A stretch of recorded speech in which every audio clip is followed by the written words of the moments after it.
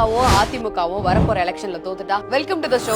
Maybe இவங்க 2 பேரும் தோத்துட்டா திமுக தான் ஜெயிப்பாங்க. அப்போ திமுகல உதயநிதி முதலமைச்சர் ஆயிடுவாரு. இன்பநிதிக்கு ஏதாவது ஒரு துறையில அமைச்சர் பதவி போட்டு கொடுத்துருவாங்க. அந்த வாரிசு அரசியல் தொடர்ந்துகிட்டு தான் இருக்கும். இந்த ஆட்சியில 600 பாலியல் வன்கொடுமை அப்படின்னு இருக்குது.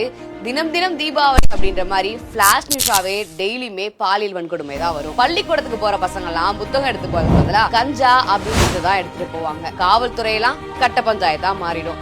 அப்பா அப்பான்னு சொல்லி நமக்கு பெருசா ஆப்புதான் அடிப்பாங்க. திராவிட மாடல் சொல்லி திமுக பண்றது எல்லாமே திருட்டுத்தனம் தான். 2G ஊழல தொடங்கி டாய்லெட் டாஸ்மாக் அவன் கை வைக்காத இடமே கிடையாது. இதை விட ஒரு மிகப்பெரிய கொடுமை என்னன்னா, நம்ம ஏதாவது அவசரம்னு சொல்லி அரசு மருத்துவமனைக்கு போனோம்னா அங்க வேலை செய்யக்கூடிய ஆயாமா தான் நமக்கு ட்ரீட்மெண்டே பார்ப்பாங்க.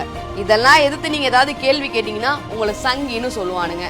குறிப்பா ரொம்ப ஷார்ட்டா சொல்லணும்னா, அடுத்த முறை தமிழ்நாட்டை திமுக ஆட்சி செஞ்சா தமிழ்நாடே தலைகீழா மாறிடும். அதனால காசு வாங்கிட்டு ஓட்டு போடாம கொஞ்சம் யோசிச்சு ஓட்டு போடுங்க.